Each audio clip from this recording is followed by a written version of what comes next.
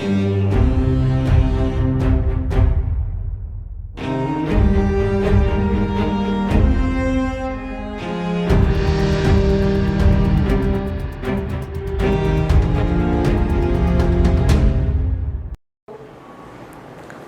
सुप्रभात, सलाम वालेकुम, सत श्री अकाल, राम राम, राधे राधे।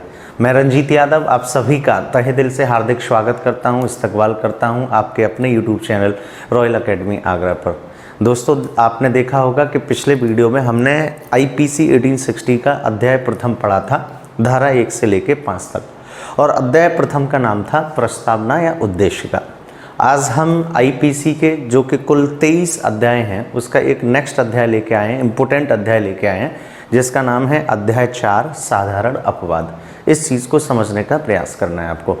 तो ध्यान में रखना, आईपीसी के अंदर कुल अध्याय 23 हैं, कुल धाराएं 511 हैं, लेकिन पूरी की पूरी न तो आपको धाराएं पढ़नी है ना याद करनी है, न के 23 अध्याय ना आपको पढ़ने ना याद करने, क्योंकि सीआरपीसी की अपनी धाराएं हैं, पूरे संविधान के अपने आर्टिकल हैं। तो जो इम्पोर्टेंट हैं, जहाँ से प्रश्न बन सकता है, वही एस्पेक्ट आपको क्लियर करने हैं। तो जो आज का लेक्चर में हम पढ़ेंगे बेटा, तो उसका नाम है साधारण अपवाद। इस चीज़ को समझना है कि साधारण अपवाद होते क्या हैं। अगर आप इस अध्याय को क्लियर कर लेते हैं तो यहाँ से आपका एक प्रश्न बन जाता है, और बहुत ही इंपॉर्टेंट चैप्टर है पूरे आईपीसी 1860 का। क्लियर है दोस्तों? तो देखिए, मैंने यहाँ पे एक शब्द लिखा, साधारण अपवाद। The question comes to mind कि अपवाद क्या होता है, साधारण क्या होता है। तो दोस्तों, आप सब जानते हैं कि पूरे आईपीसी में आप ये पढ़ते हैं कौन सी चीज़ अपराध है और उस अपराध के दंड का अर्थात सजा का प्रावधान क्या है। यानी आईपीसी जब हमने पहले लेक्चर में डिफाइन किया था कि आईपीसी में आपको पढ़ना क्या है, तो आईपीसी अपराध की परिभाषा बताती है और अपराध के लिए दंड का निर्धारण करती है। लेकिन पूरे आईपीसी के 23 अध्याय में ये वाला जो अध्याय है साधारण अपवाद, जो कि अध्याय 4 है, अध्याय 4 है, अध्याय 4 है, ये एकमात्र ऐसा चैप्टर है जिसकी धाराओं में ये बताया गया है कि आप कौन सा कार्य करते हैं तो उसे अपराध की श्रेणी में नहीं रखा जाएगा। इस चीज़ को पुनः सुन लें आप कि इस अध्याय में ये बताया गया है कि आपके द्वारा किया गया कार्य कौन सा है जो कि अपराध नहीं माना जाएगा। और ध्यान में रखना, अध्याय 4 में जो धाराएं हैं वो धारा 76 से लेके 106 तक है, यानी सेक्शन 76 से लेकर 106 तक, अर्थात धारा 76 से लेके 106 तक अध्याय 4 है, जिसका नाम है साधारण अपवाद। ध्यान में रखना, इस धाराओं को या इस अध्याय को हम 2 पार्ट्स में बांट सकते हैं। पहले पार्ट्स की जब बात करेंगे दोस्तों, तो धारा 76 से लेके धारा 95 तक बात करेंगे, तो इसमें साधारण अपवाद दिए गए हैं, जबकि धारा 96 से 106 तक जो दिया गया है उसको हम बोलते हैं प्राइवेट प्रतिरक्षा का अधिकार, right to self defence, private प्रतिरक्षा का अधिकार। इस चीज़ को आपको समझना है दोस्तों। तो अब आपके काम की चीज़ कौन सी है, एक बार सुन लें। आपसे कोई पूछे आईपीसी के अध्याय 4 का टाइटल क्या है, साधारण अपवाद। साधारण अपवाद में क्या बताया गया है, व्यक्ति के द्वारा ऐसे कौन से कार्य हैं जिनको अपराधों की श्रेणी में नहीं रखा जाता। धारा कहाँ से कहाँ तक है, 76 से 106 तक, और इसमें 96 से 106 तक क्या दिया गया है, प्राइवेट प्रतिरक्षा का अधिकार, राइट टू सेल्फ डिफेंस, और 76 से 95 तक साधारण अपवाद है। तो इस चीज़ को आपको समझना है। क्लियर है दोस्तों? आशा करता हूँ कि आपको ये क्लियर हो गया होगा। तो एक बार फिर सुन लो, साधारण अपवाद नाम का जो चैप्टर है वो अध्याय 4 है, जिसमें धारा 76 से लेके 106 तक है। इसके 2 पार्ट हैं, 76 से 95 तक अलग प्रावधान है और 96 से 106 तक प्राइवेट प्रतिरक्षा का अधिकार है, अर्थात अपने जान की रक्षा करने के लिए, जान वो वाली नहीं, जान यानी अपनी लाइफ, यानी अपनी जान की, अपनी बॉडी की सुरक्षा करने के लिए आपको कौन कौन से अधिकार दिए गए हैं, तब आप कोई कार्य करते हैं तो वो अपराध नहीं माना जाएगा। तो आज हम जो पार्ट पढ़ने वाले हैं वो ये वाला पार्ट पढ़ने वाले हैं, 76 से 95 तक। तो ध्यान में रखना, आज मैं आपको इस चैप्टर के अंतर्गत धारा 76 से लेके 95 तक पढ़ाने वाला हूँ कि आखिर धारा 76, 77, 78, 79, 80 इन सब में क्या क्या दिया गया है। क्लियर है दोस्तों? उम्मीद करता हूं कि आप समझे होंगे। तो अब हम एक एक धाराओं को पढ़ना शुरू करते हैं कि आखिर इन धाराओं में क्या क्या दिया गया है। क्लियर है दोस्तों? अब देखिए, सबसे पहला सेक्शन आ जाता है 76। अगर मैं आपसे पूछूं कि धारा 76 में क्या दिया गया है, इस चीज को समझना है। तो जो धारा 76 है उसका टाइटल है बेटा, विधि द्वारा आबद्ध होते हुए, बाउंडेड बाय द लॉ। विधि द्वारा आबद्ध होते हुए, विधि द्वारा आबद्ध होते हुए किया गया कार्य अपराध की श्रेणी में नहीं रखा जाएगा, नहीं रखा जाएगा। अब इसको समझिए बेटा, आईपीसी 1860 की धारा 76 ये कहती है कि विधि द्वारा आबद्ध होते हुए किया गया कार्य अपराध की श्रेणी में नहीं रखा जाएगा। इसका मतलब क्या है, इसको समझिए। अगर कोई कार्य आप करते हैं और वो कैसे करते हैं, जो सबसे इंपॉर्टेंट इसमें शब्द है वो ये है, विधि द्वारा आबद्ध, बाउंडेड बाय द लॉ। अगर आप विधि के अधीन रहते हुए, विधि के अनुरूप रहते हुए कोई भी कार्य करते हैं तो उसको हम क्या नहीं मानेंगे बेटा, अपराध नहीं मानेंगे। कोई भी सेक्शन हो उसको ज़्यादा बेहतर तरीके से तभी समझा जा सकता है जब आप उसके एग्जाम्पल अर्थात उदाहरणों को समझेंगे। तो इस धारा के एग्जाम्पल को हम समझते हैं और एग्जाम्पल से आप और अच्छे से क्लियर करो इसको। देखिए, जैसे कलुआ नामक एक व्यक्ति आईपीएस अधिकारी है और भूरा नामक एक व्यक्ति एक सामान्य सिपाही है, पुलिस है। और रूल ये कहता है कि आपको अपने जो उच्च अधिकारी है उनके आदेशों का पालन करना है। एक आंदोलन के तहत जिसमें बहुत भीड़ उग्र हो चुकी है, आपका आईपीएस अधिकारी आपको फायर करने का, गोली चलाने का आदेश देता है। तो ध्यान में रखना, कलुआ जो कि आईपीएस अधिकारी है, भूरा जो कि एक सिपाही है। कलुआ ने ऑर्डर दिया कि गोली चलाएं और जो भूरा है सिपाही है उसने गोली चला दी और गोली चलाने से किसी व्यक्ति की डेथ हो गई या किसी व्यक्ति के एक हाथ में बहुत गंभीर चोट आई। तो प्रश्न ये उठता है कि भूरा के गोली चलाए जाने के कार्य को क्या आप अपराध की श्रेणी में रखेंगे? तो मैं आपसे कहूँगा नहीं रखेंगे, क्योंकि उसने जो कार्य किया है वो किसके अनुरूप किया है, विधि द्वारा आबद्ध रहते हुए कार्य किया है दोस्तों। तो ध्यान में रखना, कोई भी ऐसा व्यक्ति जो विधि के बाउंडेड होते हुए, अधीन रहते हुए, विधि के अनुरूप कोई कार्य करता है तो हम उसको अपराध नहीं मानेंगे। इस चीज़ को आपको समझना है। अब आपने देखा होगा जब भारत पाकिस्तान का युद्ध चल रहा है तो भारतीय सेना पाकिस्तानी सेना को मारती है।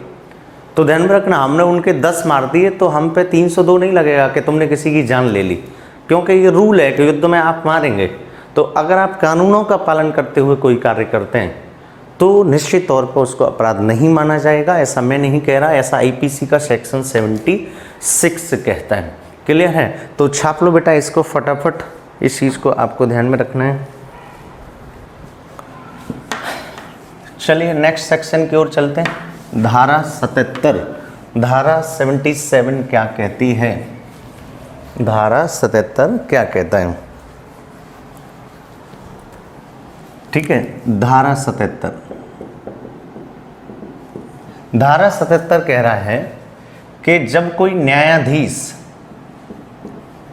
या जज के द्वारा किया गया कार्य, न्यायाधीश या जज के द्वारा किया गया कार्य अपराध नहीं माना जाएगा जब वह न्यायिकतः कार्य कर रहा हो, जब वह न्यायिकतः कार्य कर रहा हो। देखिए ये लैंग्वेज लिखी गई है आपके 1860-80 आईपीसी में। तो ध्यान में रखना, धारा 77 कहती है कि कोई भी न्यायाधीश या जज के द्वारा किया गया कार्य अपराध नहीं माना जाएगा कब? जब वह कैसे कार्य कर रहा हो, न्यायिकतः कार्य कर रहा हो। तो ध्यान में रखना, वहाँ विधि के द्वारा आबद्ध शब्द था 76 में, लेकिन यहाँ 77 में क्या लिखा है? न्यायिकतः कार्य कर रहा हूँ। अब आपने एक चीज़ देखी होगी, पुरानी पिक्चरों में आपने देखा होगा कि जब भी कोई न्यायाधीश या जज साहब किसी व्यक्ति को सज़ा सुनाते हैं और सज़ा सुनाते समय उन्होंने उसको मृत्युदंड की सज़ा दे दी, फांसी की सज़ा दे दी, तो जो इनके द्वारा कार्य किया गया है वो अपराध नहीं है, क्योंकि न्यायाधीश कैसे काम कर रहा है? न्यायिकतः, न्यायिक प्रक्रिया के अनुरूप कार्य कर रहा है, संविधान के अनुरूप कार्य कर रहा है, वो उनका दायित्व है, वो उनका अधिकार है। तो कोई भी न्यायाधीश या जज अगर न्यायिकतः कार्य कर रहा है तो बेटा उसको अपराध की श्रेणी में नहीं रखा जाएगा। तो मैं आपसे बोलूं कि मोहन नामक एक न्यायाधीश ने कलुआ नामक व्यक्ति को फांसी की सज़ा सुना दी, किसके अनुरूप रहते हुए? न्यायिक कार्य करते हुए। तो क्या मोहन नामक व्यक्ति का ये अपराध है? नहीं भैया, ये कोई अपराध नहीं है। तो ध्यान में रखना, 76 में आपने सीखा विधि के द्वारा आबद्ध रहते हुए कोई कार्य किया जाए तो उसे अपराध नहीं मानेंगे, और 77 में आपने देखा कि अगर कोई न्यायाधीश या जज न्यायिकतः कार्य कर रहा है तो उसको अपराध नहीं माना जाएगा। इस चीज़ को समझना है। छाप लो बेटा इसको फटाफट। क्लियर है? ठीक है, चलिए 78 की ओर चलते हैं। 78 क्या कहता है? मैं आपको पहले ही बता चुका हूं कि साधारण अपवाद नामक चैप्टर में हम यही पढ़ रहे हैं कि कौन कौन से कार्य अपराध नहीं माने जाते। अब 78 की लैंग्वेज क्या है? न्यायालय के आदेश या निर्णय के अनुसरण में 78 धारा 78, और ये लिख रहा है न्यायालय के आदेश या निर्णय के अनुसरण में, न्यायालय के आदेश निर्णय के अनुसरण में किया गया कार्य अपराध की श्रेणी में नहीं माना जाएगा, नहीं माना जाएगा। इस चीज को आपको समझना है। तो देखिए सेक्शन 78 क्या कह रहा है कि न्यायालय के आदेश या निर्णय के अनुसरण में किया गया कार्य अपराध की श्रेणी में नहीं माना जाएगा। अब इसको समझने का प्रयास करें। अब देखिए ध्यान में रखना, किसी जज साहब ने किसी व्यक्ति को फांसी की सज़ा सुना दी, और जब फांसी की सज़ा सुना दी तो वो स्पष्ट लिखते हैं कि जब तक इसके प्राण पखेरु ना हो जाएं तब तक इसको फांसी के फंदे पर लटकाया जाए, हैंग टिल डेथ। तो इस चीज़ को समझना। तो जो जल्लाद है, आपने देखा होगा जल्लाद, जो पुरानी मूवियों में आपने देखा होगा, जो फांसी पर चढ़ाता है किसी व्यक्ति को, तो जो ये जल्लाद है वो इस न्यायालय के आदेश का पालन करना है कि भैया कलुआ नामक व्यक्ति को फांसी पर चढ़ा दो क्योंकि उसने बलात्कार किया या क्योंकि उसने मर्डर किया। तो अब ये जल्लाद उसको फांसी पे चढ़ा रहा है। अब तुम कहोगे किसी की जान लेना गलत बात है, तो जल्लाद के द्वारा जब उसको फांसी पर लटकाया जा रहा है, फांसी दिलवाई जा रही है, दी जा रही है, तो क्या जल्लाद के द्वारा किया गया कार्य अपराध नहीं माना जाएगा? तो आप कहेंगे नहीं माना जाएगा, क्योंकि जल्लाद के द्वारा किया गया कार्य किसके तहत है? न्यायालय के आदेश या निर्णय के अनुसरण में किया जा रहा है, क्योंकि न्यायालय ने आदेश दिया है कि अमुक व्यक्ति को फांसी की सजा सुनाई जाती है, till hang of the death, यानी जब तक इसके प्राण पखेरु न हो जाए, प्राण ना निकल जाए, तब तक इसको फांसी के फंदे पे लटकाए रहो। इस चीज़ को दोस्तों आपको समझना है। तो ध्यान में रखना, न्यायालय के आदेश या निर्णय के अनुसरण में किया गया अपराध की श्रेणी में, किया गया कार्य अपराध की श्रेणी में नहीं माना जाएगा। या मान लो एक न्यायालय ने आदेश पारित किया कि कोई भी ऐसी जमीन या प्रॉपर्टी जिस पर अतिक्रमण कर लिया गया है उसको खाली किया जाए, तो अब पुलिस जाके या कोई व्यक्ति जाके उस अतिक्रमण को खाली करवाता है, तो क्या वो कार्य अपराध है? बिल्कुल अपराध नहीं है। या न्यायालय ने एक आदेश दिया, निर्णय दिया कि 377 अर्थात पुरुष पुरुष के साथ संबंध बना सकता है, स्त्री स्त्री के साथ संबंध बना सकती है, अब ये अपराध नहीं माना जाएगा। और ऐसे में कलुआ वर्सेस भूरा आपस में रिलेशन इस्टेब्लिश करते हैं, आपस में संबंध स्थापित करते हैं, तो क्या उनके द्वारा किया गया कार्य अपराध है? नहीं, क्योंकि वो न्यायालय का आदेश आ चुका है कि मैं आदमी हूँ, आदमी से प्यार करता हूँ। तो ध्यान में रखना, पहले आपने सुना होगा कि बस यही अपराध मैं हर बार करता हूँ, आदमी हूँ, आदमी से प्यार करता हूँ। लेकिन वो अपराध था उससे, लेकिन न्यायालय का आदेश आ गया, निर्णय आ गया कि अब आदमी आदमी से प्यार कर सकता है, औरत औरत से प्यार कर सकती है, अब ये अपराध नहीं है। तो ध्यान में रखना, न्यायालय के आदेश और निर्णय के द्वारा किया गया कोई भी कार्य अपराध नहीं माना जाता। ये कहाँ दिया है बेटा? धारा 78 में। अब चलते हैं सेक्शन 79 की ओर। क्लियर है दोस्तों? आशा करता हूँ कि आप समझ रहे होंगे। और बहुत सारे लोगों को जो प्रश्न पूछ रहे हैं कमेंट बॉक्स में लिख सकते हैं, और इस वीडियो का जो पार्ट 2 आएगा उसमें मैं आपके जो कमेंट्स बॉक्स में आपने प्रश्न पूछे हुए हैं उनके आंसर दूंगा। क्लियर है दोस्तों? तो मैं आशा करता हूं कि आपको 78 जो है वो समझ में आ गया होगा। क्लियर है? चलिए चलते हैं। 79 क्या कह रहा है? विधि द्वारा न्यायानुमत होते हुए, धारा 79 इसकी लैंग्वेज लिखी गई है, विधि द्वारा न्यायानुमत। शब्दों को समझना, इस न्यायानुमत का मतलब होता है जस्टिफाइड, जस्टिफाइड। तो विधि द्वारा न्यायानुमत होते हुए किया गया कार्य अपराध की श्रेणी में, अपराध की श्रेणी में नहीं माना जाएगा। क्योंकि आपको पता है साधारण अपवाद नामक चैप्टर में हम क्या पढ़ रहे हैं, कौन से कार्य अपराध नहीं माने जाते। अब इस चीज को आपको समझना है। क्लियर है कि विधि द्वारा न्यायानुमत होते हुए किया गया कार्य अपराध नहीं माना जाएगा। तो देखिए, विधि द्वारा यानी रूल के द्वारा, न्यायानुमत यानी जस्टिफाई, यानी अगर नियम कहता है कि आप न्यायानुमत हैं, जस्टिफाइड हैं, आपके द्वारा जो किया गया कार्य है वो जस्टिफाई है, किसके द्वारा? विधि के द्वारा, तो क्या नहीं माना जाएगा? अपराध नहीं माना जाएगा। अब इसका उदाहरण समझिए। तो ध्यान में रखना, इसका एक उदाहरण समझ लेते हैं कि कलुआ नामक एक व्यक्ति एक स्कॉर्पियो कार को चलाते हुए आ रहा है, भगवान टाकीज की तरफ आ रहा है NH2 पर। इस चीज़ को आपको समझना है कि कलुआ नामक व्यक्ति आगरा के भगवान टाकीज के NH2 पर स्कॉर्पियो से आ रहा है। उसके पास उसका ड्राइविंग लाइसेंस है, उसके पास उसकी गाड़ी के कागजात हैं, उसके पास उसकी गाड़ी का बीमा है, इंश्योरेंस है, और जो विधि ने स्पीड तय कर रखी है मैक्सिमम 60 किलोमीटर प्रति घंटा, तो वो 40 की स्पीड से आ रहा है।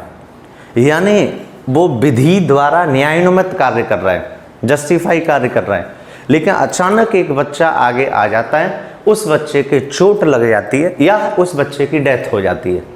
तो ऐसे में उस कलुआ नामक व्यक्ति को क्या हम अपराध माने? क्या उसने अपराध किया है? तो धारा 79 कहती है नहीं। तो ध्यान में रखना, विधि द्वारा न्यायानुमत होते हुए किया गया कार्य अपराध नहीं माना जाएगा। तो जैसे ही वहाँ भीड़ जुटेगी, पुलिस आएगी, तो सबसे पहले पुलिस उस व्यक्ति से यही पूछेगी कि आपका ड्राइविंग लाइसेंस क्या है? आप तुरंत निकाल के दे दोगे। आपके गाड़ी के डॉक्यूमेंट कहाँ हैं? आप तुरंत निकाल के दे दोगे। आपका इंश्योरेंस बीमा कहाँ है? आप तुरंत दे दोगे। और स्पीड भी आपकी कम थी। तो ऐसे में आपने जो कार्य किया वो विधि द्वारा न्यायानुमत था, यानी आपने जानबूझ के उस बच्चे को नहीं मारा, आपका अपराध करने का कोई आशय भी नहीं था, और आप विधि के अनुसार, विधि के न्यायानुमत कार्य भी कर रहे हैं। तो ऐसे में न्यायालय आपको अपराधी नहीं मानेगा। दोस्तों, मैंने पिछली वीडियो में बताया है कि अपराध तभी माना जाता है जब आपके अपराध करने का आशय हो, उद्देश्य हो, प्रयत्न हो। इस चीज़ को आपको समझना है। जब आपका आशय ही नहीं है, आपने कोई कार्य जानबूझ के किया ही नहीं है, तो ध्यान में रखना, आप अपराधी नहीं माने जाते, आपके द्वारा किया गया कार्य अपराध नहीं माना जाता। इस चीज़ को आपको समझना है। इसलिए ध्यान में रखना, जब भी आप गाड़ी चलाते हैं तो आपके पास आपका ड्राइविंग लाइसेंस हो जाता है, आपके पास आपका इंश्योरेंस होता है, आपके पास आपके गाड़ी के डॉक्यूमेंट होते हैं, फिर कोई भयानक एक्सीडेंट होता है तो सामान्यतः उस केस में आप बच जाते हैं, क्योंकि पुलिस यही करती है। लेकिन अगर आपके पास ड्राइविंग लाइसेंस नहीं है, इसका मतलब आपने विधि द्वारा न्यायानुमत कार्य नहीं किया, आप बेटा जेल में जाओगे। अगर आपके पास आपकी गाड़ी का इंश्योरेंस नहीं है, डॉक्यूमेंट नहीं है, आपने बहुत तेज़ स्पीड से, जो कि लिमिट की स्पीड थी उससे ज़्यादा चला रहे हो, तो आपने विधि द्वारा न्यायानुमत कार्य नहीं किया, इसलिए बेटा आप जेल जाओगे। लेकिन आपने कोई भी कार्य विधि द्वारा न्यायानुमत किया है, फिर कोई घटना घट जाती है, तो उसको हम अपराध नहीं मानेंगे। इस चीज़ को आपको समझना बेटा, ये बात धारा 79 कहती है। क्लियर है? आशा करता हूँ कि आप समझ गए होंगे। अब हम नेक्स्ट सेक्शन की ओर चलते हैं और नेक्स्ट सेक्शन है बेटा 80 अर्थात सेक्शन 80। और सेक्शन 80 क्या कहता है? विधिपूर्ण कार्य करने में दुर्घटना।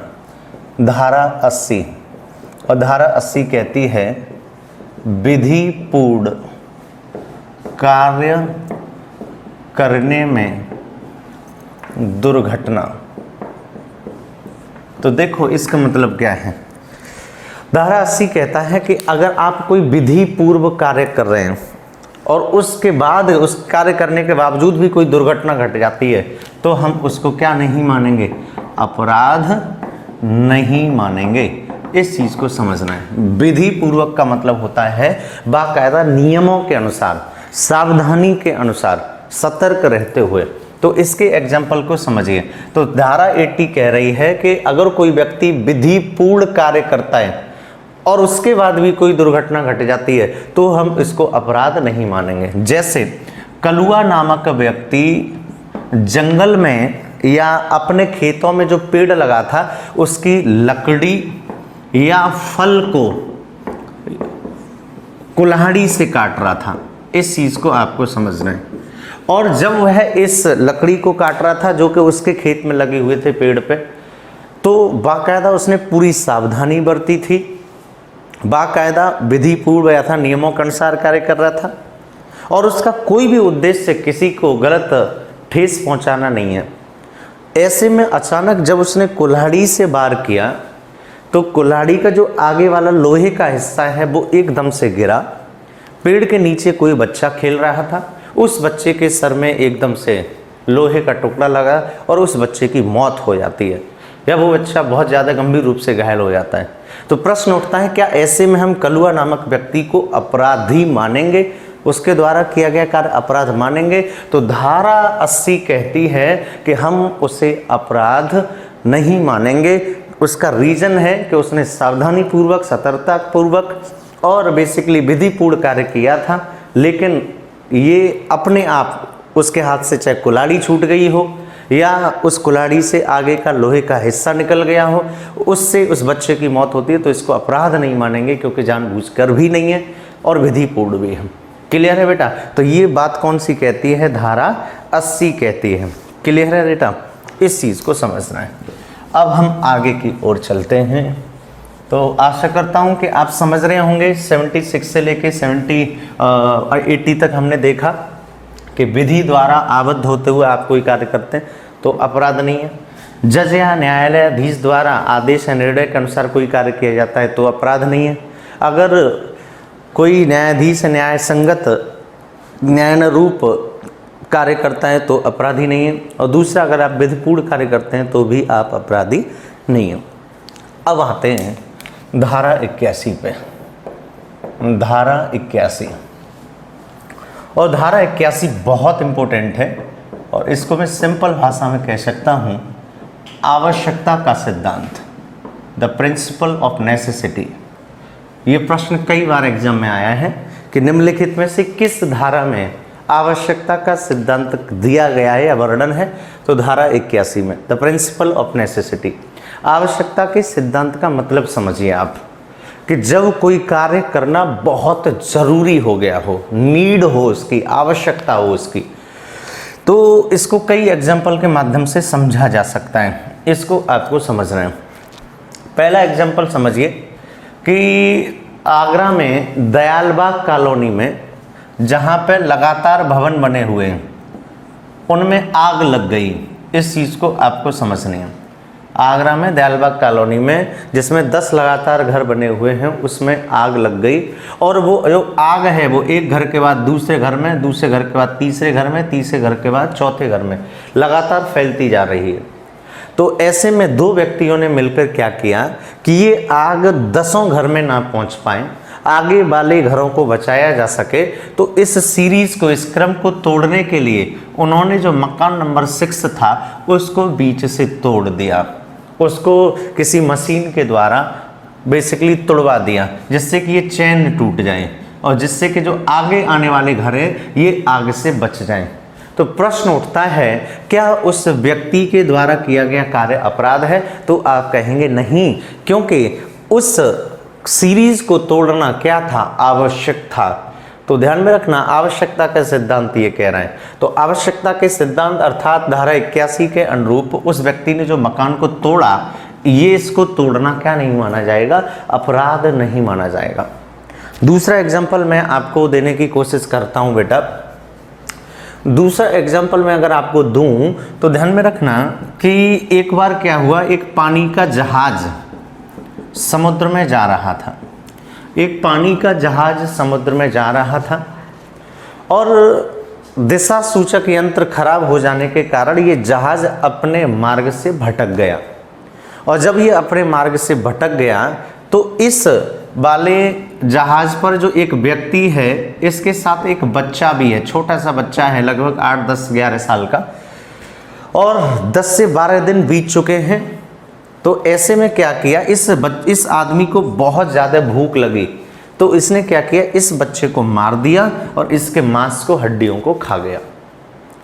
तो जब ये केस गया तो ध्यान में रखना, इस व्यक्ति ने धारा 81 के तहत डिफेंस मांगा कि धारा 81 कहती है आवश्यकता का सिद्धांत, अर्थात मुझे बहुत तेज भूख लगी थी और अगर मैं नहीं कुछ खाता तो मर जाता, और मैंने अपने प्राणों की रक्षा के लिए ये आवश्यक था कि मैं किसी को खाऊं, तो मैंने बच्चे को मार दिया।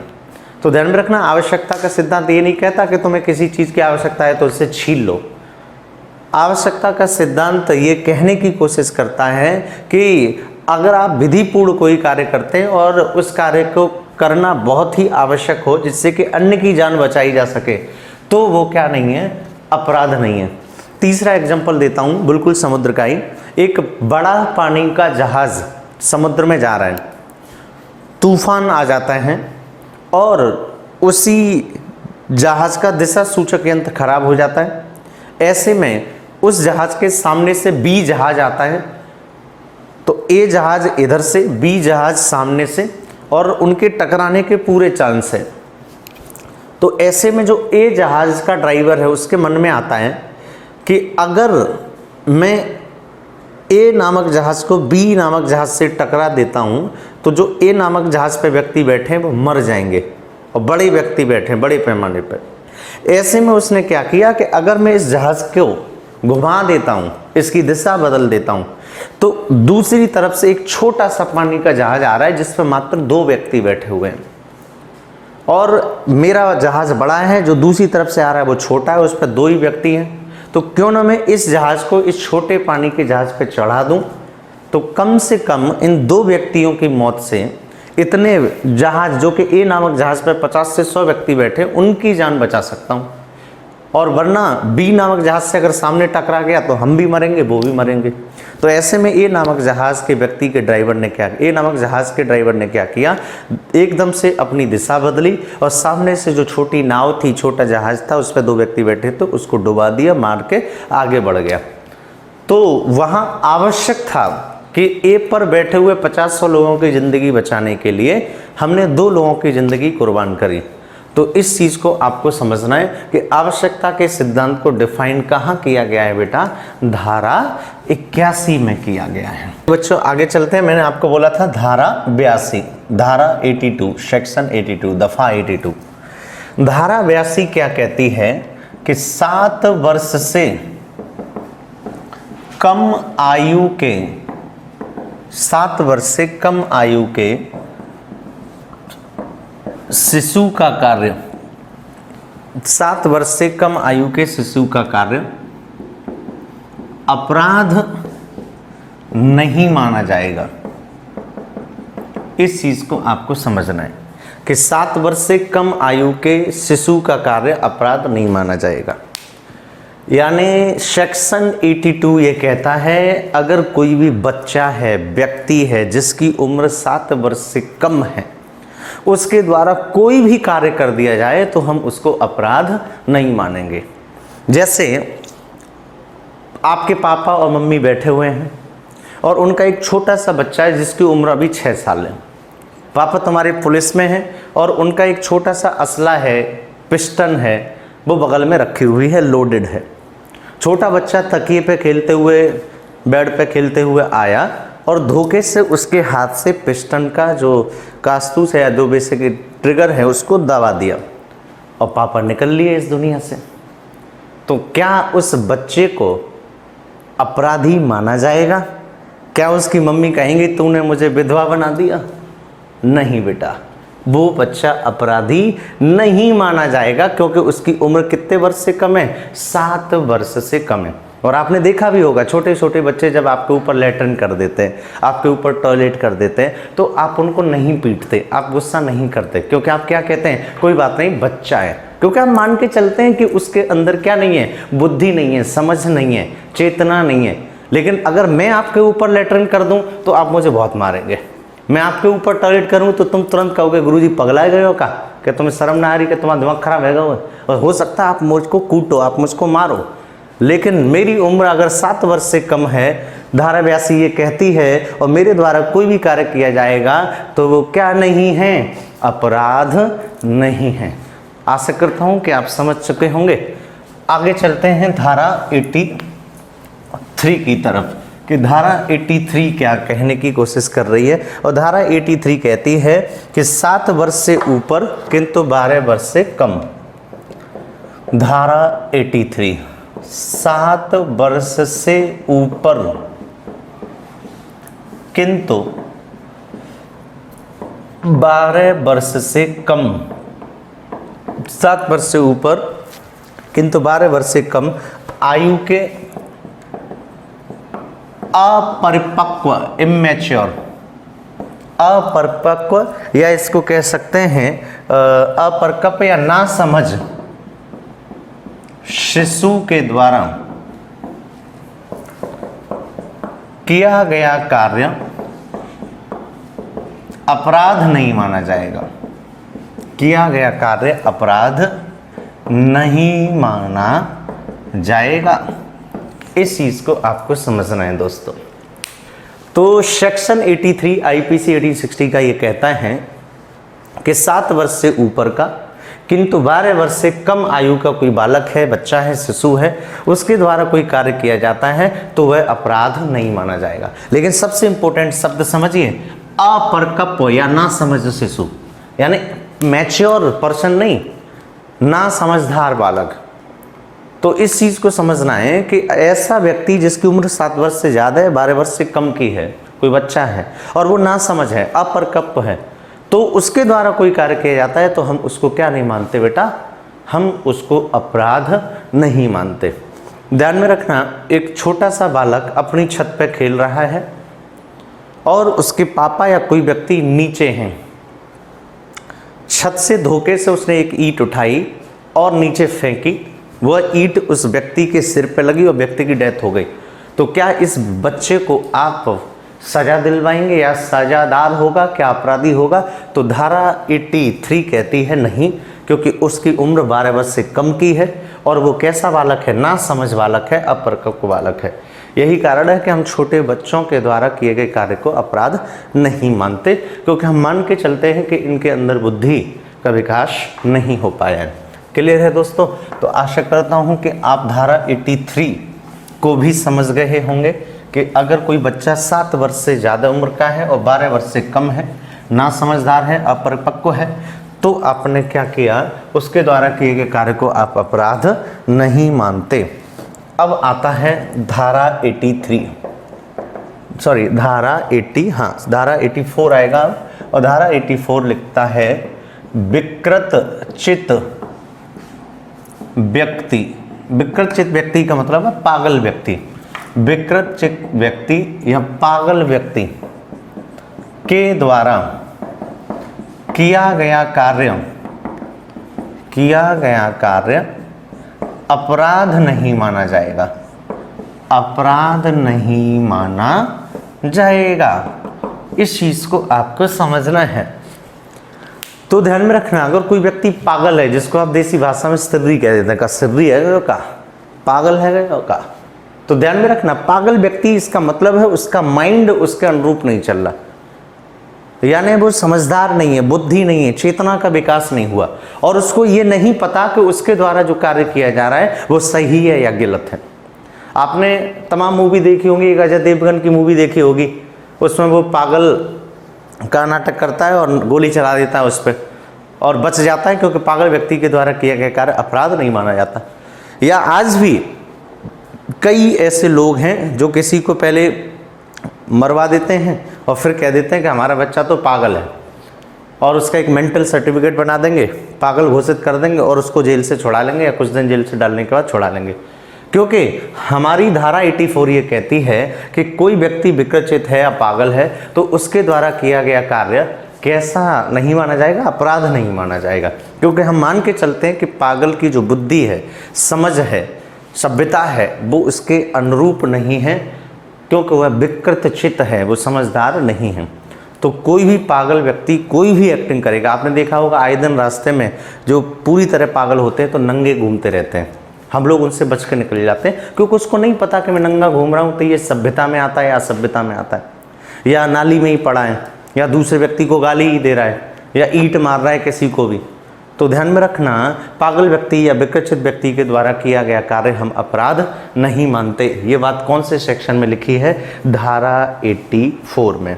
ठीक है, चलिए अब आते हैं हम धारा 85 यानी दफ़ा 85 या सेक्शन 85। धारा 85 और 86 एक दूसरे से संबंधित हैं। और धारा 85 क्या कहती है? धारा 85 की भाषा है अस्वैच्छिक मतता। अस्वैच्छिक मतता, मतता का मतलब होता है किसी भी व्यक्ति का शराब का सेवन करना, दारू पिए होना, यानी इतनी ज़्यादा शराब वाइन पी लेना कि अब वह मतता की स्थिति में है। तो अस्वैच्छिक मतता की चर्चा है धारा 85 में।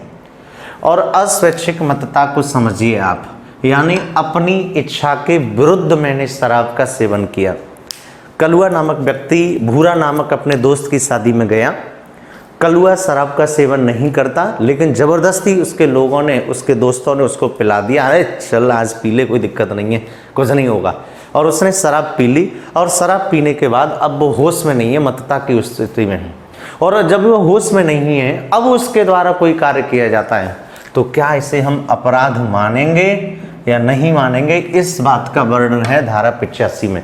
तो धारा 85 अस्वैच्छिक मतता की बात करती है, अर्थात कोई भी व्यक्ति जिसको उसकी इच्छा के विरुद्ध शराब, अफीम या कोई भी नशा का सेवन करवाया गया, और उस नशे में होते हुए उसने कोई कार्य किया और उसको ये बोध ही नहीं है कि ये कार्य सही कर रहा हूँ या गलत, तो ऐसी स्थिति में उसके द्वारा किया गया कार्य अपराध नहीं माना जाएगा। अगर बेटा आपको भी बहुत ज़्यादा कोई अफीम गांजा पिला दे और आप पूरी तरह एक अलग ही होश की स्थिति में, आपको होश ही नहीं है कि मैं क्या कर रहा हूँ, फिर आपने किसी महिला को छेड़ दिया, आपने किसी की गोली चला दी, आपने किसी का बलात्कार कर दिया, तो ऐसे में आपके द्वारा किया गया कार्य अपराध है या नहीं है? तो इस चीज़ को डिफाइन करती है। तो ऐसे में आपका कार्य अपराध नहीं माना जाएगा, क्योंकि ये कैसी स्थिति थी? अस्वैच्छिक मतता की स्थिति थी। इस चीज़ को आपको समझना है, ठीक है। और आपको ये भी नहीं पता कि आपके द्वारा जो कार्य किया जा रहा है वो गलत है या सही। तो धारा 85 कहती है अस्वैच्छिक मतता, और इसी से जुड़ा हुआ है धारा 86। धारा 86 और धारा 86 का मतलब है स्वैच्छिक मतता। स्वैच्छिक मतता, और स्वैच्छिक मतता का मतलब है कि आपने जानबूझकर अपनी मर्जी से शराब पी, अफीम पी, गांजा पिया, बियर पी, और फिर आपको इतनी ज़्यादा शराब या बियर या अफीम का नशा हुआ कि अब आपको खुद नहीं पता कि मैं जो कार्य कर रहा हूँ वो क्या कर रहा हूँ। आपने देखा नहीं है कि तमाम लोग शराब पी के नाली के किनारे पड़े रहते हैं या अलग ही किस्म की गालियाँ देते हैं, तो लोग क्या कहते हैं? अबे यार आज पी के आया है, चलो चलो अपने घर का दरवाज़ा बंद करो। और वो शराबी पूरे मोहल्ले को गाली देगा, अरे कतई ऐसी की तैसी साल। यानी इस चीज़ को समझना है आपको। आपके मोहल्ले में, निश्चित तौर पर आपके मोहल्ले में कोई ना कोई ऐसा जरूर होगा जो शराब पी के बुरी तरह नौटंकी करेगा और आपके घर की किसी न किसी को प्रत गाली देगा। तो आप क्या कहते हैं? छोड़ो यार, अभी ये होश में नहीं है, इससे सुबह बात करेंगे। और सुबह उठते ही बड़ा उससे कहता है राम राम भाई साहब, गुड मॉर्निंग। यानी पता ही नहीं चलेगा आपको क्या ये सामने वाला व्यक्ति है जिसने शराब पीने के बाद इस तरह की गालियां दी, जो हमारी इज्जत को तार तार करने की पूरी गारंटी ले रहा था, सुबह उठते ही गुड मॉर्निंग कह रहा है, राम राम कह रहा है। तो ध्यान में रखना स्वैच्छिक मतता क्या कह रहा है धारा 86 में कि अगर किसी व्यक्ति ने अपनी मर्जी से शराब का, अफीम का, गांजे का सेवन किया और सेवन करने के बाद उसे इतना नशा हो गया कि अब उसके द्वारा जो कार्य किया जा रहा है तो उसे पता ही नहीं है कि सही कर रहा हूं या गलत, तो उसको हम अपराध नहीं मानते। इस चीज को आपको समझना है। ये बात कहां लिखी गई है? धारा 86 में। क्लियर है? चलिए अब चलते हैं आगे की ओर। धारा 87 सेक्शन 87, धारा 87। और धारा 87 की लैंग्वेज है बेटा कि जब कोई कार्य एक दूसरे के सहमति से किया गया है, जब कोई कार्य सहमति से, एक दूसरे की सहमति से किया गया हो, लेकिन आशय एक शब्द है बेटा, लेकिन आशय उपहात या घोर उपहात का ना हो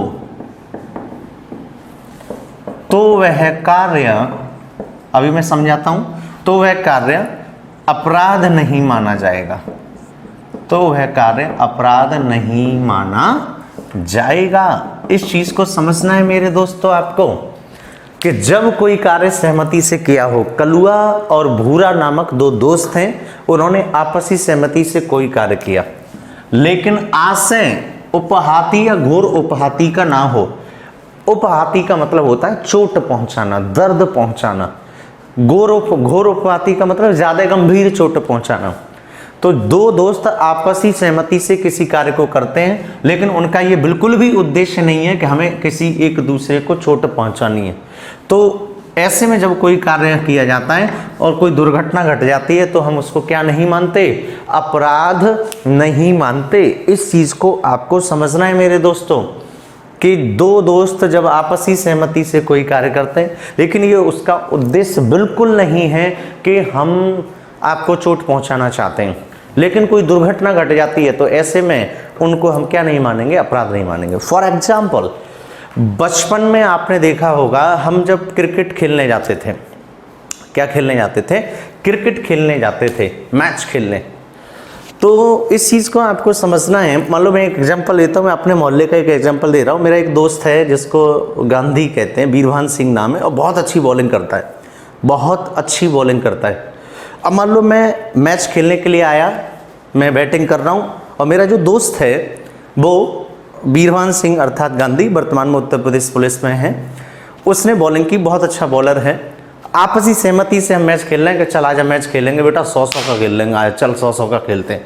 तो ध्यान में रखना दोनों की सहमति है और भी टीम है। अब उसने बॉलिंग डाली, और जैसे मैंने प्ले किया और बॉल मेरे पड़ी। अब कहाँ पड़ी है आप समझ रहे हैं, और हो सकता है मेरी डेथ हो गई। उसने इतनी तेज बॉल फेंकी, मेरे सर में उसकी बॉल लग गई, मेरे नाक में उसकी बॉल लग गई, और भी कहीं लग गई, आप समझ रहे हैं, तो मेरी डेथ हो गई। तो क्या गांधी नामक व्यक्ति, मेरा जो दोस्त है वीरभान सिंह, क्या वो अपराधी है?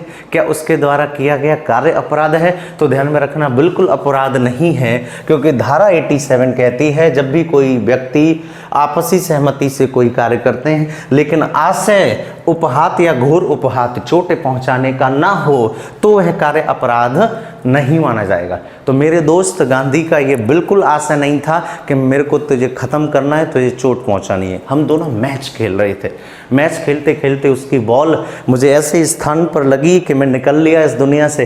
तो ध्यान में रखना उस पर कोई कार्रवाई नहीं होगी, क्योंकि उसका जो आशय है वो किसका नहीं था? उपहाती का नहीं था, चोट पहुंचाने का नहीं था। और दोस्तों मैंने बोला अपराध तभी माना जाता है जब आपने जानबूझ के किया हो, आपका आशय, आपका उद्देश्य, प्रयत्न उसी दिशा में हो। क्लियर है? आशा करता हूं कि आपको धारा 87 भी बेटा समझ में आ गया होगा। क्लियर है?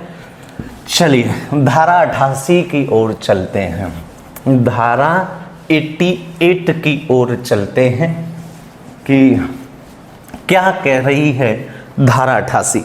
धारा 88 का बेटा लैंग्वेज है किसी व्यक्ति के फायदे के लिए। धारा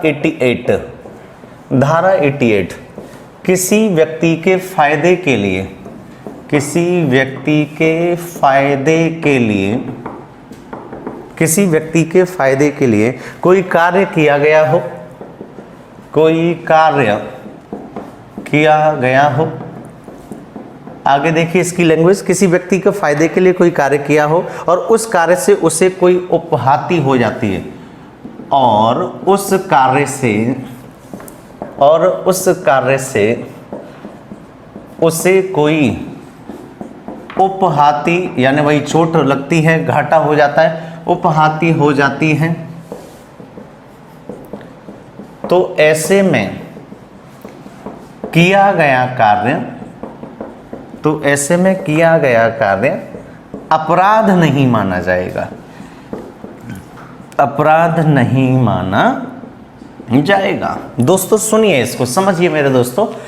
कोई व्यक्ति के फायदे के लिए, मैं अपने दोस्तों के फायदे के लिए कोई कार्य करता हूं, लेकिन उस कार्य से क्या हो जाता है, उससे कोई चोट लग जाती है, उसका नुकसान हो जाता है, तो ऐसे में मेरे द्वारा किया गया कार्य अपराध नहीं माना जाएगा, क्योंकि मेरा आशय, मेरा उद्देश्य उसको अपहानि या उपहाति पहुंचाना नहीं था। इस चीज को आपको समझना है, ठीक है। जैसे एग्जाम्पल समझ लेते हैं इसका कि एग्जाम्पल क्या है। ध्यान में रखना, मैं दिल्ली गया, दिल्ली के मुखर्जी नगर में मैंने देखा कि मेरे सामने एक एक्सीडेंट हुआ है। मैं उस एक्सीडेंट हुए व्यक्ति को उठा के हॉस्पिटल में ले गया। डॉक्टर ने कहा कि इसका ऑपरेशन करना बहुत ज़रूरी है। तो ध्यान में रखना, डॉक्टर ऑपरेशन क्यों कर रहा है? किसी व्यक्ति को फायदे के लिए, या वही व्यक्ति नहीं, आपके घर का कोई भी सदस्य जो बीमार हो गया है और डॉक्टर आपसे कह रहा है कि हम इसका ऑपरेशन करेंगे, तो ध्यान में रखना, व्यक्ति जो डॉक्टर है वो ऑपरेशन कर रहा है व्यक्ति के फायदे के लिए, जिससे कि ये सही हो जाए। लेकिन ऑपरेशन का उद्देश्य उसका फायदा पहुंचाना था, लेकिन ऑपरेशन अनसक्सेसफुल हो गया, या ऑपरेशन के दौरान उसका कोई अंग विच्छेद हो गया, खराब हो गया, या उस व्यक्ति की डेथ हो गई, तो क्या आप डॉक्टर को अपराधी मानेंगे? नहीं दोस्तों। इसलिए आपने देखा होगा आजकल तो पहले से ही एग्रीमेंट साइन हो जाता है कि आप कर दें कि बाई चांस कोई ऊंच नीच हो जाती है during the time of operation, तो आपको कोई दिक्कत ना हो, आपके सिग्नेचर पहले से, डॉक्टर अपनी सिक्योरिटी में पहले से कर लेता है। लेकिन फिर भी धारा 88 ये कहती है कि किसी व्यक्ति के फायदे के लिए आप अगर कोई कार्य करते हैं लेकिन उससे हो नुकसान जाता है, चोट पहुंच जाती है, तो ऐसे में आपके द्वारा किया गया कार्य अपराध नहीं है। डॉक्टर वाले एग्जाम्पल से आप समझ गए होंगे, डॉक्टर ऑपरेशन कर रहा है उस व्यक्ति के फायदे के लिए, लेकिन ऑपरेशन अनसक्सेसफुल हो जाता है, उस ऑपरेशन से उस व्यक्ति की डेथ हो जाती है या अंग विच्छेद हो जाता है, तो ऐसे में आप उस डॉक्टर को अपराधी नहीं मानेंगे, उस डॉक्टर के द्वारा किए गए कार्य को अपराध नहीं मानेंगे। क्लियर है दोस्तों? इस चीज़ को आपको समझना क्लियर है। अब चलते हैं धारा 89 कि धारा 89 क्या कहती है, इसको समझने का प्रयास करते हैं। और धारा 89 की भाषा है संरक्षक द्वारा, या धारा 89 संरक्षक द्वारा या उन्मुक्त व्यक्ति द्वारा, लैंग्वेज देखिए, संरक्षक द्वारा या उन्मुक्त व्यक्ति के संरक्षक द्वारा किसी शिशु के फायदे के लिए या किसी उन्मुक्त, यानी उन्मुक्त का मतलब एक पागल व्यक्ति, विकृत व्यक्ति, संरक्षक द्वारा शिशु के फायदे के लिए या उन्मुक्त व्यक्ति के फायदे के लिए किया गया कार्य अपराध नहीं माना जाएगा, अपराध नहीं माना जाएगा। अब देखिए, इसको समझिए बेटा। धारा 89 क्या कहती है? संरक्षक द्वारा शिशु के फायदे के लिए, संरक्षक का मतलब हमारे माता पिता या हमारा बड़ा भाई, बड़ी बहन, कोई भी, तो कोई शिशु है, कोई बच्चा है, उसके माता पिता उसके संरक्षक हैं, और उस संरक्षक के द्वारा इस शिशु के फायदे के लिए कोई कार्य किया जाता है और उससे कोई घटना घट जाती है। जैसे मैं आपको बता रहा हूँ, मेरे पिताजी ने या मेरी मम्मी ने मेरे को बहुत कूटा, बहुत मारा गिरा गिरा के कि पढ़, ढंग से पढ़। आपके साथ भी ऐसा है? वर्तमान में कोविड-19 कोरोना के समय आप गांव में हैं और आपके घर वाले निश्चित तौर पे आप पे बहुत सारा काम करा रहे हैं कि खेत काट, भैंस का गोबर डाल, और गाली सुना रहे होंगे सुबह से शाम, और आप नहीं पढ़ रहे हैं और आपको पढ़ने के लिए आपके पिताजी आपको कूटते हैं, और कूटते कूटते इतना कूटा कि या तो आप निकल लिए, या आपका सर फूट गया, या आपकी हड्डी टूट गई। तो क्या आपके पापा अपराधी हैं? तो ध्यान में रखना, नहीं, क्योंकि वह आपके फायदे के लिए कि आप पढ़ें, आपको डांट लगा रहे थे, आपको कूट रहे थे, लेकिन आपकी कुछ वजह से आप पापा जी ने ऐसी जगह मार दिया कि आप मर गए, या आपकी बहुत ज़्यादा चोट लग गई। तो ऐसे में आपका जो संरक्षक है वो क्या नहीं है? अपराधी नहीं है। या एक माँ बाप ने सोचा कि हम अपने बच्चे को हॉस्टल में डाल देते हैं। एक छोटा बच्चा है जिसकी उम्र मात्र 8 साल है, उसके फ़ायदे के लिए कि अच्छे स्कूल में पढ़े, जीवन में तरक्की करे, उन्होंने उसको देहरादून के एक हॉस्टल में डाल दिया। बच्चे ने अपने आप को अकेलेपन का शिकार समझा, उसे माँ बाप की इतनी याद आई कि बच्चा मौत के मुंह में चला गया। बच्चे को हार्ट अटैक आया, कुछ भी, और बच्चा मर गया। तो क्या उसके माँ बाप अपराधी माने जाएंगे? नहीं, क्योंकि उनका उद्देश्य उस बालक के फायदे के लिए था कि इसका भविष्य बनाना है। तो इस चीज़ को समझना है कि संरक्षक द्वारा जब किसी शिशु के लिए कोई कार्य किया जाता है तो वह संरक्षक के द्वारा किया गया कार्य अपराध नहीं माना जाता। दोस्तों, ये कहती है धारा 89। अब देखिए धारा 90 क्या कहती है। धारा 90 क्या कहती है? ऐसी सहमति जो भय या भ्रम, ऐसी सहमति जो भय या भ्रम के अधीन दी गई हो, भय या भ्रम के अधीन दी गई हो, ऐसी सहमति जो भय या भ्रम के अधीन दी गई हो, उससे अपराध नहीं माना जाएगा, उसे अपराध नहीं माना जाएगा। इस चीज़ को समझना है। अब आपके कनपट्टी पे किसी ने बंदूक रख दी और कहा इस रजिस्ट्री पर कागज़ पर सिग्नेचर करो या अपना घर किसी और के नाम करो, आपको डरा कर धमका कर कोई सहमति ली गई है, तो ऐसे में आपके द्वारा जो कार्य किया गया है वो अपराध नहीं माना जाएगा, क्योंकि उस कार्य को करने में आपका स्वतंत्र चिंतन नहीं था, आपकी स्वतंत्र इच्छा नहीं थी। क्योंकि क्या था? ऐसी सहमति जो भय या भ्रम के अधीन दी गई थी। इस चीज़ को आपको समझना है। आए दिन आपने देखा होगा कई लड़के गलत टाइप की वीडियो बना लेते हैं, फिर आपको ब्लैकमेल करते हैं और ब्लैकमेल करके अर्थात भय या भ्रम के अधीन आप पर कोई सहमति दिलवाते हैं। तो ऐसे में जब आप वो कार्य करते हैं, क्या आप अपराध करते हैं? नहीं। धारा 90 ये कहती है कि भय या भ्रम के अधीन दी गई सहमति को हम अपराध नहीं मानते हैं। क्लियर है दोस्तों? अब देखिए धारा 91 क्या कहती है। धारा 91 क्या कहती है, इसको समझने का प्रयास करते हैं। धारा 91 की भाषा है, ऐसा कार्य जो बिना किसी अपहानि के, ऐसा कार्य जो किसी, ऐसा कार्य जो किसी ऐसा कार्य जो बिना किसी अपहानि के, ऐसा कार्य जो बिना किसी अपहानि के, ऐसा कार्य जो किसी जो बिना किसी अपहानि के स्वतः अपराध है, स्वतः अपराध है, अपराध नहीं माना जाएगा, अपराध नहीं माना जाएगा। अब इसको समझने का प्रयास करें। ऐसा कार्य जो बिना किसी अपहानि के, अपहानि का मतलब किसी को चोट पहुंचाना, डराना, धमकाना, है ना, यानी किसी भी अपहानि को, कोई भी किसी भी तरह की उसको चोट ना पहुंचाए, दर्द ना दे, अपराध है।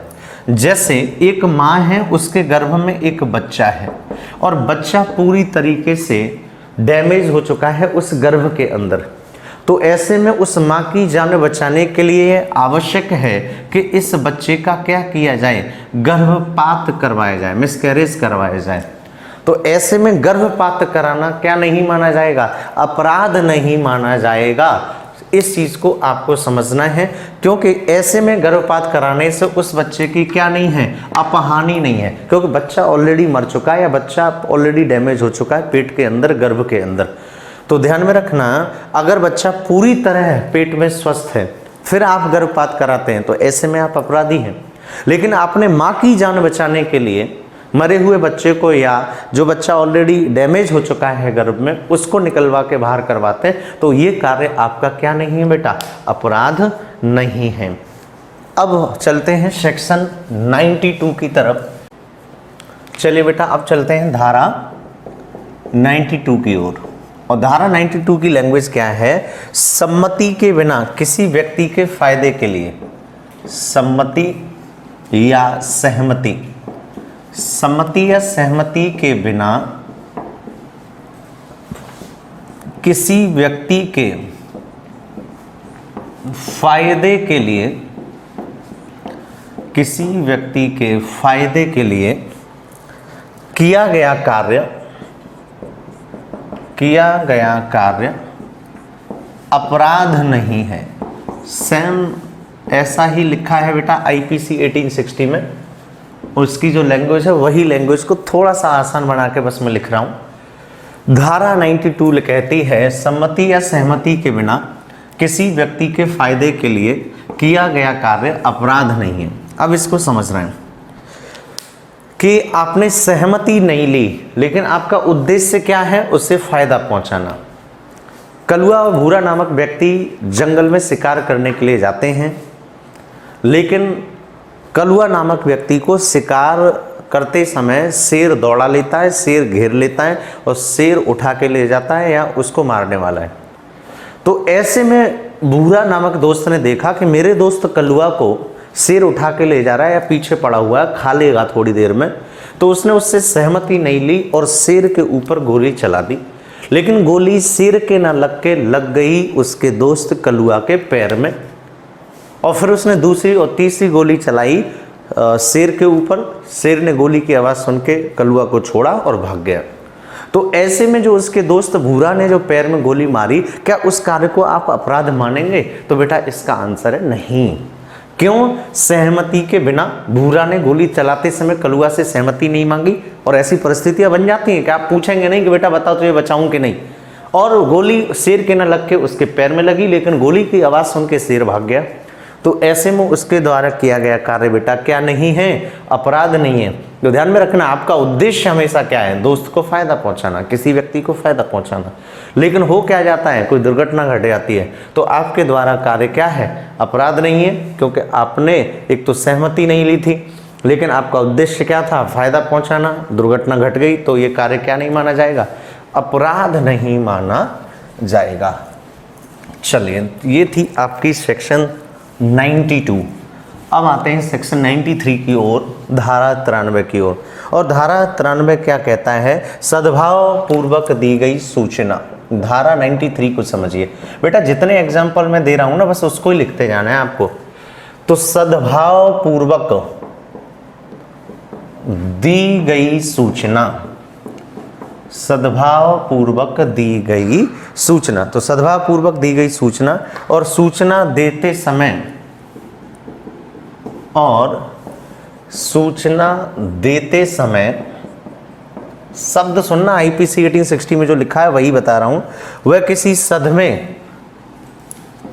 वह किसी या उस व्यक्ति की कोई अपहानि हो जाती है, अपहानि, सदमा, अटैक हो जाता है,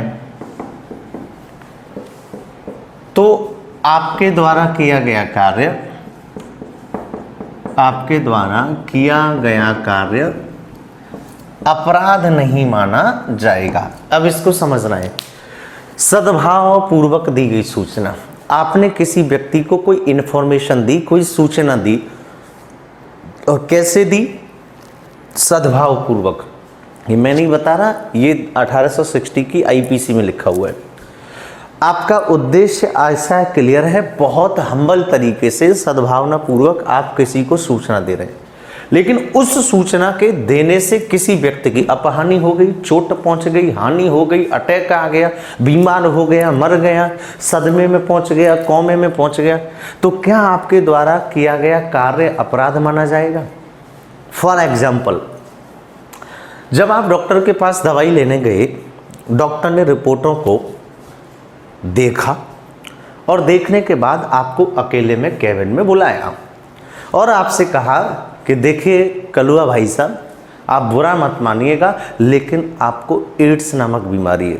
कलुआ वहीं सदमे में मर गया। या डॉक्टर ने कहा कि आपको कैंसर नामक बीमारी है, तो ध्यान में रखना, कलुआ या तो हार्ट अटैक से मर गया, कलुआ वहीं सदमे में चल गया, तो क्या ऐसे में डॉक्टर को पुलिस जेल में डाल गई कि आपने इसको बताया ही क्यों? ये राज ही रहने देते। तो ध्यान में रखना, आपने कई बार देखा होगा कि लोगों को जब पता चल जाता है कि उन्हें कैंसर है या कोरोना है या एड्स है, तो वो अपने अंदर मानिए अंदर घुटने लगते हैं और मर जाते हैं। या आपने देखा होगा बॉर्डर पे एक फौजी लड़ते लड़ते शहीद हो जाता है, लेकिन जब उसकी वाइफ को या पुत्र को फ़ोन पे सूचना दी जाती है कि आपके पिता या पति अब नहीं रहे, तो कई महिलाएं या पुत्र सदमे में चले जाते हैं, हार्ट अटैक से मर जाते हैं। तो क्या ऐसे में सूचना देने वाले को अपराधी माना जाए? तो धारा 93 कहती है कि सद्भाव पूर्वक दी गई सूचना क्या है? अपराध नहीं है। कलुआ ने भूरा को सूचना दी कि तेरी गर्लफ्रेंड तो उसके साथ भाग गई, और कलुआ जो है वो बेसिकली क्या हो गया? सदमे से मर गया। तो ध्यान में रखना, ये अपराध नहीं है, 93 कहती है धारा। अब चलते हैं धारा 94 की ओर कि सेक्शन 94 क्या कहता है, इस चीज को समझते हैं। क्लियर है दोस्तों? और 94 को की जो भाषा है वो है धमकियों द्वारा विवश करके किया गया कार्य। 94 जो है 94 धमकियों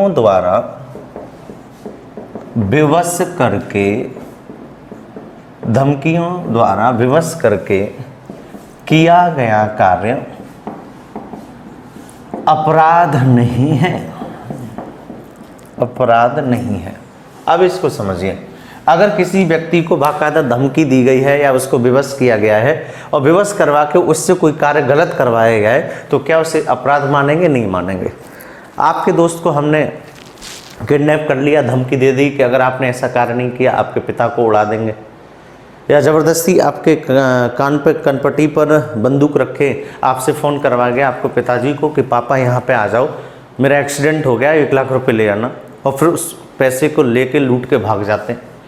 तो ऐसे में आपके द्वारा किया गया कार्य क्या अपराध है? नहीं, क्योंकि आपको धमकी मिली हुई है, आपको किसी न किसी रीजन से विवश किया जा रहा है और फिर वो आपसे क्या करवाया जा रहा है? कार्य करवाया जा रहा है। तो ऐसे में आप क्या नहीं हैं कि आप अपराधी नहीं हैं। ध्यान में रखना, आप आगरा में रहते हैं, भगवान टॉकीज पर, आपके जस्ट बगल में आगरा के सबसे बड़े अमीर व्यक्ति रहते हैं, लेकिन चोरों ने आपको घर पे पकड़ा, कनपटी रखी और कहा चलो हमारे साथ, रास्ता बताओ इस घर में कहाँ से घुसते हैं, और कैसे ही करके इसका ताला तोड़ो, बंदूक रखी हुई है कनपटी पे, तो आपको क्या किया गया है? विवश किया गया है। तो ऐसे में आपको क्या नहीं माना जाएगा? अपराधी नहीं माना जाएगा। आपके द्वारा किए गए कार्य को अपराध नहीं माना जाएगा, क्योंकि आपसे ये कार्य धमकी या व्यवस्था पूर्वक करवाया गया है। बेटा आज का लास्ट सेक्शन है सेक्शन 95, क्योंकि सेक्शन 96 से 106 तक प्राइवेट प्रतिरक्षा का अधिकार दिया गया है, जो कि हम नेक्स्ट वीडियो में देखेंगे। लेकिन आज का जो लास्ट सेक्शन है 95, जो कि बहुत इम्पोर्टेंट है, 95 और 95 की भाषा लिखी हुई है तुच्छ अपहानि, तुच्छ अपहानि से किया गया कार्य, तुच्छ अपहानि से किया गया कार्य अपराध नहीं माना जाता, अपराध नहीं माना जाता। अब इसको समझिए, तुच्छ अपहानि का मतलब बहुत छोटी सी, ना मात्र की, माइनर हानि। ध्यान में रखना, 2 दोस्त बैठे हुए हैं क्लासरूम में और मैं भूरा हूँ, मेरा दोस्त कलुआ है। मैंने कलुआ की गर्लफ्रेंड का, कलुआ के पास एक रूमाल था, मैंने उस रूमाल को चुरा लिया और अपनी नाक से सूंघा और उस रूमाल को चुरा लिया। तो ऐसे में क्या कलुआ मेरे को FIR करवा देगा कि इंस्पेक्टर साहब इन्होंने मेरे गर्लफ्रेंड का रूमाल चुरा लिया? या मैंने कलुआ के बैग से 2 रुपये चुरा लिए, क्या 2 रुपये के लिए वो FIR करेगा? क्योंकि ये जो हानि है, मैं मानता हूँ 2 रुपये चुराना चोरी में आता है, लेकिन ये कैसी हानि है? तुच्छ अपहानि है। इस चीज़ को समझना, ये कैसी हानि है? तुच्छ अपहानि है। मैंने अपने दोस्त के स्कूल ड्रेस पे, जो कि वाइट कलर की थी, उस पर अपने ऐसे इंक के छींटे मार दिए, स्याही के, और उसकी शर्ट खराब हो गई, तो क्या मुझे जेल में डलवा दे? तो ये जो छोटी छोटी हानियां हैं, 2 रुपये चुराना, रोटी चुराना, इंक डाल देना, है ना, उस गर्लफ्रेंड का रूमाल चुराना, कोई अच्छी कॉपी के जो नोट्स हैं उस कॉपी को चुराना, तो ये तुच्छ अपहानि से किए गए कार्य हैं और इसको हम क्या नहीं मानते? अपराध नहीं मानते। तो दोस्तों मैं फिर बताता हूँ कि धारा 76 से लेके 106 तक अध्याय 4 में साधारण अपवाद दिए गए हैं और इन सभी सेक्शन में आपको ये बताने की कोशिश की जा रही है कि आपके द्वारा किन परिस्थितियों में और कौन सा कार्य अपराध नहीं माना जाता। पूरे IPC 1860 में 23 अध्याय हैं और 23 अध्याय में चौथा अध्याय एकमात्र ऐसा है जिसमें यह बताया जा रहा है कि आपके द्वारा किए गए कौन से कार्य अपराध नहीं माने जाते। कमेंट बॉक्स में फटाफट आंसर दो। मैं आपसे प्रश्न पूछता हूँ, बताइए मेरी उम्र 6 साल है और मैं किसी की हत्या धोखे से कर देता हूँ, क्या मैं अपराधी हूँ? नहीं हूँ बेटा। बताइए मुझे, मेरी उम्र 7 वर्ष से ज़्यादा है लेकिन 12 वर्ष से कम है, क्या मेरे द्वारा किया गया कोई कार्य अपराध है? नहीं। अगर मैं बोलूँ तुच्छ अपहानि से, छोटी सी हानि के कारण मैंने अपने दोस्त के शर्ट पर स्याही डाल दी, क्या मैं अपराधी हूँ? नहीं। अगर मैं आपसे पूछता हूँ मुझे धमकी द्वारा, व्यवस्था के द्वारा कोई कार्य करवाया गया है, क्या मैं अपराधी हूँ? नहीं। मैंने विधि द्वारा आबद्ध रहते हुए कोई कार्य किया है, क्या मैं अपराधी हूँ? नहीं। न्यायालय ने, न्यायाधीश ने, जज ने न्यायपूर्वक कोई कार्य आदेश दिया है, क्या वो अपराधी है? नहीं। जल्लाद ने किसी को फांसी पर चढ़ाया, न्यायानुरूप कार्य किया, क्या अपराधी है? नहीं। इस चीज़ को आपको समझना है। सेक्शन 76 से 95 तक आज हमने देखे। नेक्स्ट वीडियो में हम 96 से 106 तक देखेंगे कि कैसे आप अपने शरीर की रक्षा करने का अधिकार है, अपने प्राणों को बचाने का आपको अधिकार है और आप अपने प्राणों को बचाने के लिए किसी और की भी अगर मृत्यु करते हैं तो ये अपराध नहीं माना जाता। बहुत बहुत आभार। रॉयल एकेडमी आगरा चैनल को सब्सक्राइब करते रहिए, आपका प्यार ऐसे ही मिलता रहेगा। बहुत जल्द हम आ रहे हैं आपके सामने GS स्पेशल बैचेस लेके, बस दिल थाम के बैठिए 2 से 3 दिन। Thank you very much to all of you. Good night everyone.